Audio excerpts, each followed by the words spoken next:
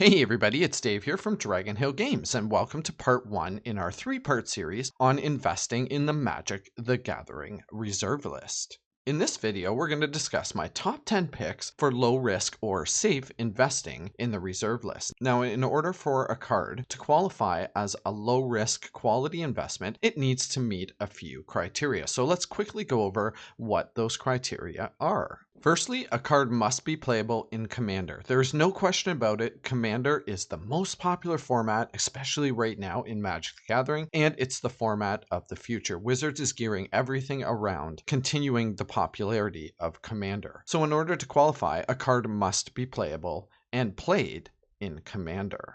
And secondly, the card needs to have a clear uphill trajectory, which usually follows a step pattern like this. We have new highs or resistance levels, followed by new lows or support levels. And each resistance level, in order for a card to qualify, needs to be higher than the previous resistance level. And each support level needs to also give support at a point which is higher than the previous support level. So Palincron is a perfect example here. We had a resistance level of around $24, followed by the next resistance level being around the $47 mark. And our support levels in those ranges were around the $18 to $19 mark. And over here, we had a support level around 27. So each new resistance level was higher than the last, and each supporting level was also substantially higher than the previous one.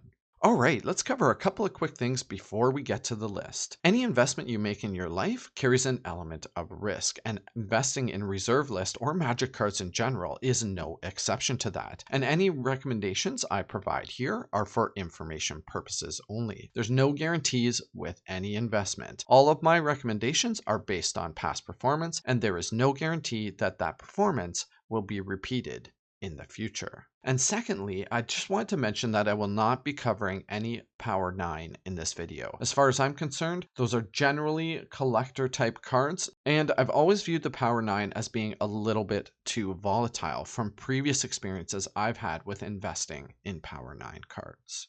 All right, let's get to the list. In the number 10 spot, we have Palincron from Urza's Legacy, currently valued around $40, and this is a great time to be jumping into this card. I think that this one is going to go substantially higher before we meet new resistance levels. The card has had an amazing uphill trajectory since about 2016. Super good card in Commander. At worst case scenario, you get basically a free 4/5 flying beater, but this card is part of all sorts of ETB combos and infinite mana combos. Coming in at number 9, we have Earthcraft from Tempest, currently valued at $100, and this has been a quality investment. Each new resistance level or high has been substantially higher than the previous one, and the same holds true for each new support level. Huge demand for Earthcraft in Commander. For just 2 mana, we're getting an enchantment that allows us to tap an untapped creature we control to untap basic lands.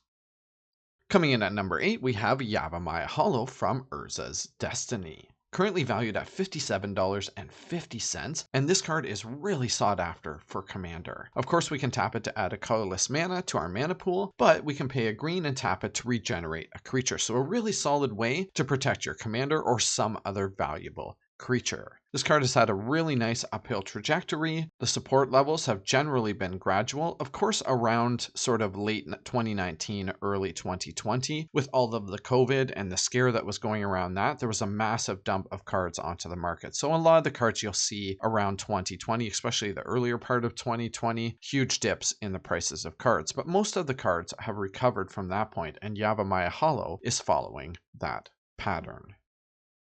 All right, coming in at number 7 is a huge card, Survival of the Fittest from Exodus, currently valued at $200, and this card is an absolute bomb in Commander. The demand out there for this card is huge. For just 2 mana, we get an enchantment that basically allows us to pay a green, pitch a card, and then tutor our library for any other creature card and put that in our hand. Obviously, huge Commander uses for this particular card. Now, even though this card has had a massive spike in the last couple of months or so, it is still impossible to get your hands on a decent copy of Survival of the Fittest. I've been putting a bunch of bids in on various eBay listings, and I just can't win one. I'm getting outbid by sometimes as much as $50 It's crazy how hard it is to get Survival of the Fittest. I think if you have copies of Survival of the Fittest or you're able to buy some, this is a card that has a ton of long-term potential. And coming in at number 6, we have Power Artifact from Antiquities, currently valued at almost $230. I actually considered placing this a little bit higher on the list. The only thing that's kind of holding this card back is the number of decks this is actually played in Commander. Only about 1% of the decks that it could be in, about 2,000 decks, give or take. Now, the reason for that is because this is a very specific type effect. It reduces the activation costs of artifacts by 2 to a minimum of 1. So it really goes in a lot of different combo-y type decks or just decks in general where you want to be reducing the activation costs on a lot of your artifacts. So because of its limited scope, I put it in the number 6 spot. That said, this card has a really good uphill long-term growth pattern. All right, let's get into the top 5. And really, any of these top 5 cards could be interchangeable. They're all just really good quality type cards. So in the number 5 spot, I've chosen to place Gilded Drake from Urza's Saga, currently valued around $235. And this card has been super stable over time. Even after reaching new highs, the support levels have been extremely close to each new resistance level. Gilded Drake is huge in Commander. In fact, it appears in over 8,000 decks that it could possibly be in. Probably a lot more, again, if people actually had copies of Gilded Drakes to play in their decks. Really good way at swiping someone's Commander. For just 2 mana, we get a 3/3 flyer, and when it comes into play, we exchange control of Gilded Drake for another creature one of our opponents control. So again, a really awesome way to just steal one of your opponent's commanders.